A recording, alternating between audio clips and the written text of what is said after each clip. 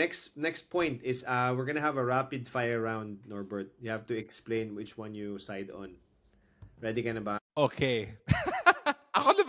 Ako lang matatanungin mo, Eh, tatanungin din kita. oh, sige, sasagutin na. Okay, number one. Alternate. Alternate. Okay. Number one. Ako muna. Lechon or turkey? Mag-uusapan pa ba yan? Lechon, of course. Lechon. Bakit lechon? Ay, nako. Pagbunta mo ng Cebu, malalaman mo kung bakit. Lechon Cebu talaga, iba. Yes, yun talaga. Okay. Ako naman, Okay. midnight gifts or morning gifts? Bro. As I grow old, morning gifts. So, matulog eh. Sa gabi, no? Talagang, no? Tulog is life. Yeah, exactly. Snow or fireworks for you? Ay, nako. Fireworks pa din. Fireworks pa din, no? Fireworks pa din. Fireworks pa rin ang number one. Pero nanonood lang ako. Hindi ako. Ay, kayo na lang. Magpa-fireworks yan. Okay lang yan. Yeah. Okay. Simbang gabi or Christmas market? Hirap to, bro. Kailangan ba talaga isa, no? Hirap to. Christmas market.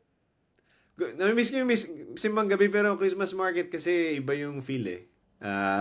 Iba yung yung mga design tapos yung lugar. Iba eh. Iba yung niya. So, Christmas market. Okay. Ito bro, talagang tiniming ko to eh. Foreign in-laws or Filipino in-laws? Hindi ko ano ba yan? Foreign in-laws, yung mo. In-laws ko dito? Tapos, Filipino in-laws, yung, siyempre si Sophie yung in-laws. In-laws. Okay. Both ata. Both. No answer. Both. I think both. Sa amin naman, wala namang, I think, no?